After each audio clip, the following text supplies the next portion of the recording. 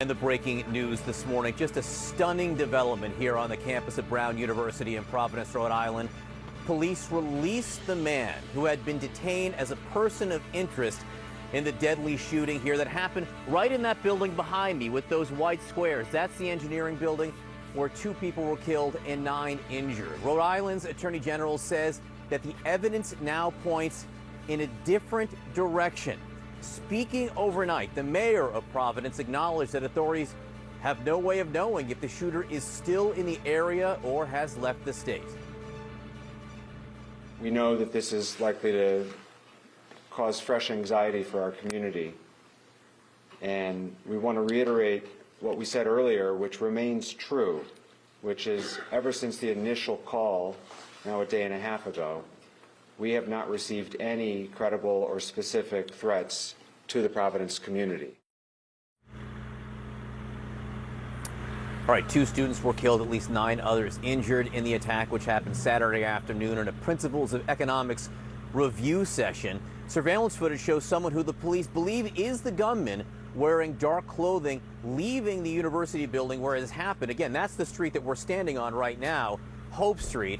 CNN's Brian Todd is here with me with this breaking news, which just so radically changes the situation here at Brown this morning. Brian, what are you learning? It is extraordinary, John, this turn of events where this person of interest, by the way, regarding whom they had gathered a lot of evidence. We were there all day yesterday at that hotel in Coventry when they were processing evidence for that person, now is released. You know, the decision as to why they released it, the police chief, Oscar Perez, did speak about that. Here is some of what the police chief said about basically how they came to this decision last night. This was a very complex investigation, and it still is. So in the sense, we followed on a lead, and we followed on a specific lead, but we were able to examine every single evidence that led us to this individual. And at that point, that's how investigations work. Investigations will tell us whether something is valid or not, whether something needs to be ruled out. It's not a mistake. It's just how investigations work. And a couple of extraordinary things here, John. Number one, the mayor, Brent Smiley, saying last night they have no way of knowing whether the gunman is in the community or even in the state. And yet they are saying that there is no credible or no immediate threat to the community, and there's no need for a lockdown or no need for a shelter in place. Those 2 things may seem kind of incongruous here as this investigation continues. So we have to dig on this. You know, is there any indication of where this gunman may be? It's extraordinary that they're saying they have no way of knowing whether this person is in the state or not. I think another question that we have to kind of dig on here that they're not giving a lot of answers to is the surveillance footage. Is there any more than that one piece of footage of the guy going around the corner? They did say there was very little or no footage from inside the building from that moment. So we have to kind of figure out, or hopefully the authorities will give us some clues as to whether there's more surveillance footage. We just don't know what they have at this point or where they even begin. One thing that we should make clear, they never publicly stated the name of this person of interest. This was something that was developed by CNN and other outlets via sources from inside there. But they were careful throughout the day about releasing information, but it turned out they just don't feel like they had the right guy. Brian Todd, great reporting on this. Obviously, a lot more to do. Thank you very much. With us now, CNN law enforcement analyst Jonathan Wackrow. Jonathan, great to see you this morning. Let's start with where we are and where we're going. So what now? I mean, after you have a person of interest in custody, you develop all this kind of evidence on that person, but it turns out you now believe he's not connected. What do you do? Yeah, well, John, listen to that sigh of relief that authorities had announced when they stated that they had a person of interest in custody has really been replaced by this sobering reset in the entire investigation.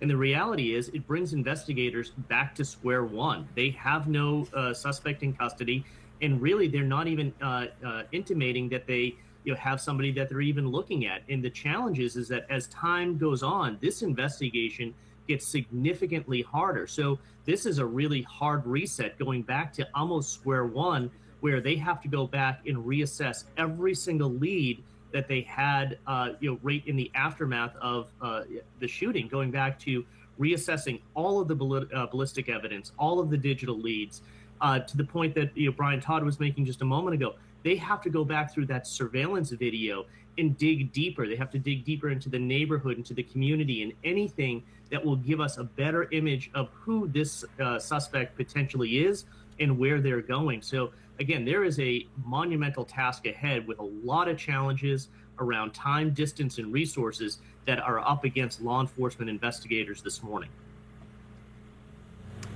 And there is this reality, Jonathan. There's a killer on the run, on the loose right now. They have no one in custody. A lot of, I think, the atmosphere on campus yesterday was this sigh of relief that they had someone. People felt safer.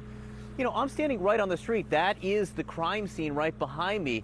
No police cars within view. Some police tape there, though, right now. How safe is this city?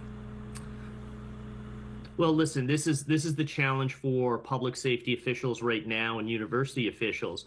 What they must do is they must act on facts, not fear, while trying to keep the city functioning as they move this investigation forward.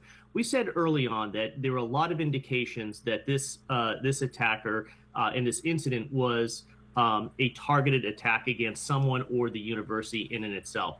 With that as the context and laid out by a lot of the attack dynamics, the fact that the students aren't there reduces that target profile. So our officials worried with real-time intelligence that there will be a secondary attack to that location or the city at large. Right now, they're not even indicating that they have any of that information. But the reality is that they need to act with precision in terms of what they're going to do with this investigation, not paralysis around how do they just lock everything down. Time has gone by now. We haven't seen any indication of a secondary threat or a targeted group that's working together. So with that in mind, investigators really have to move quickly through all of the evidence that they do have to ensure that they identify a suspect and bring that suspect into custody quickly. The authorities said they had no idea if the person was in the city or even in the state. At this point, 36 hours after the incident, how far afield could this suspect be? Immediately the shooter created that time and distance by evading police in the moments after the attack. And so the challenge for law enforcement is they allowed for potentially physical evidence to degrade. You look at digital signals will also go cold.